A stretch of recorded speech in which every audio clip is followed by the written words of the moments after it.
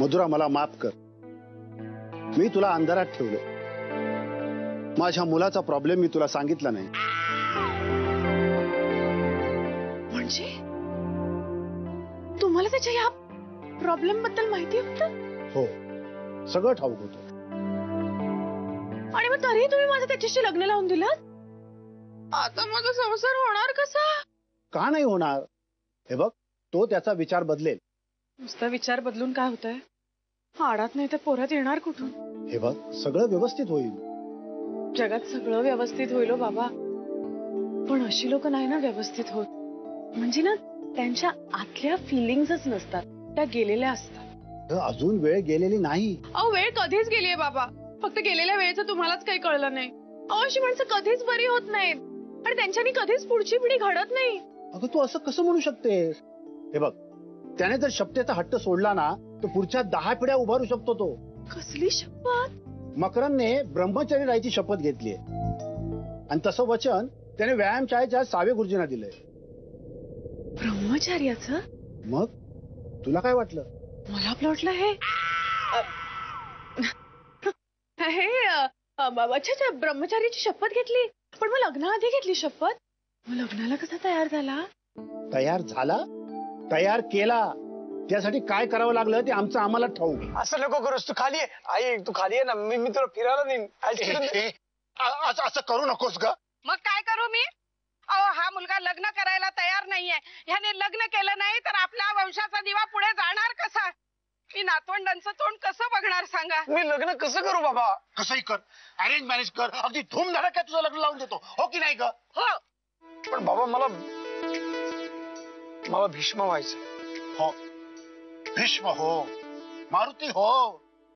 दे दे ग, दे दे, तू जीव दे. हो, हे कुठे ठरलं होतं आपलं काय? नाही, ठरलं नव्हतं, पण आता दे. अगं, आपल्या मुलाला आपल्या वंशाची जर काळजी नसेल तर आपण कशाला याची काळजी करायची? हा, निदान माझा खर्च तरी वाचेल.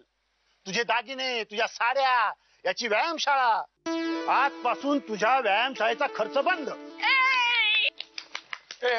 ओ बाबा, असं टाळ्या काय वाजवते तू? हो बाबा, असं करू नका. मी पाया पडतो तुमच्या. तुम्ही प्लीज व्यायामशाळेचा आम्हाला तुमची मदत बंद नका करू. तुम्ही जर मदत बंद केली तर बाबा, व्यायामशाळेमधले डंबेल्स पोरके होतील.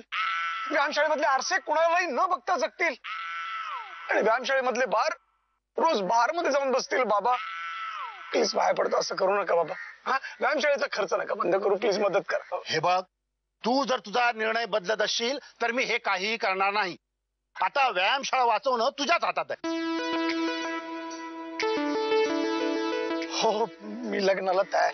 मधुरा, जे आम्हाला जमलं नाही ते आता तुला करायचंय. मकरांच्या डोक्यातून हे ब्रह्मचर्याचं भूत काढून टाकायचंय आणि ते तूच काढून टाकू शकतेस. तुझी सत्व परीक्षा आहे मधुरा, तुझी सत्व परीक्षा आहे. तुला माहितीये मधुरा, अगं मी वचन दिलंय सावे गुरुजींना की मी आजन्म ब्रह्मचारी राहीन.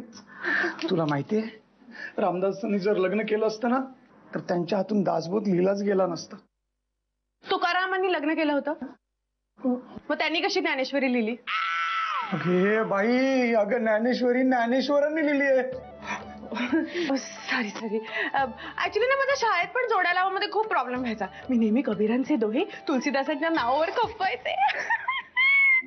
पण एक जोडी मी व्यवस्थित लावायचे, कृष्ण आणि रुक्मिणी. तू माझा कृष्ण आणि मी तुझी रुक्मिणी. तू वचन विसरू नकोस. तुला हनीमूनची शपथ, तुला हनुमंताची शपथ. तू त्यांचं काय ऐकतोय? ते स्वतःच हनीमून सारखे शब्द वापरतायत.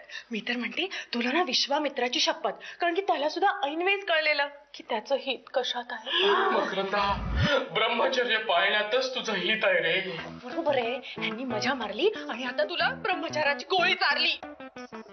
माझा नाईलाज होता रे. नाही, लाजच नाहीये त्यांना. मी तर म्हणते, आता तू पण निर्लज्ज हो. कोणीतरी म्हटलं ना, निर्लज्जम सदा सुखी. मकरंद, त्या सटवाईने तुला फितवलंय, तिच्याकडे जाऊ नकोस तू मकरंद. अपमान, अपमान. मकरंद, मी आता तुला शाप देतो. नको नको, आपल्या दुसऱ्याचं फुकट काही नको. तू चल इथून.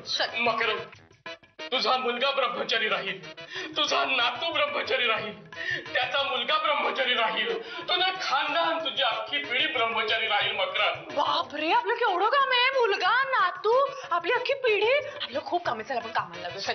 अच्छा. मकरंद, मकरंद. नाही, एकदा केली चूक परत नाही करणार. नाही. गुरु ब्रह्मा गुरु विष्णु गुरुदेव महेश. भीगे होठ तेरे,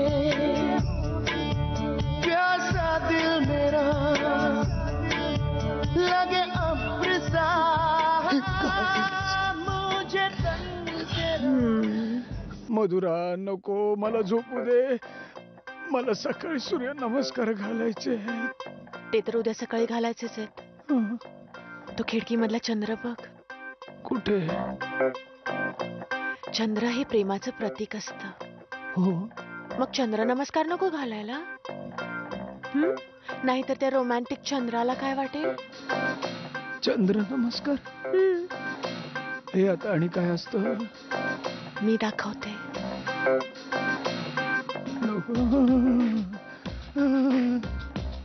मधुरा, नको. थरथराट झालाय. मधुरा, नको. तुला सूर्य नमस्कार नाही घालायचे? सूर्य काय दिवसभर असतो का? त्याचे नमस्कार कधी घालता येतील? पण चंद्र मावळाच्या पुन्हा एकदा चंद्र नमस्कार.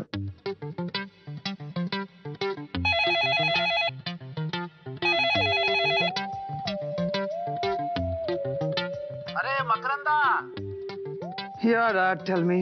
सावे गुरुजींचा बाबा तुला निरोप होता. बाबा त्यांना फोन कर. जीवनाचा अर्थ सांगणार काहीतरी लेक्चर अरेंज करायचंय त्यांना.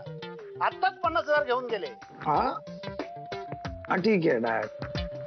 डॅड, माझा निरोप द्या सावे सरांना. त्यांना म्हणावं की आयुष्याचा अर्थ मला मधुराने समजावून सांगितलाय.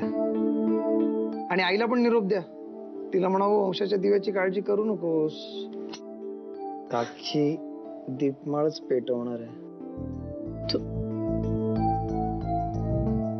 लख लख चंदेरी तेजाची न्यारी दुनिया, झळाळती कोटी ज्योतिया. चंदे. शेवटी जीवनाचा खरा अर्थ समजावून सांगायला एक चांगली बायको आणि त्या बायकोला एक चांगला नवरा लागतोच.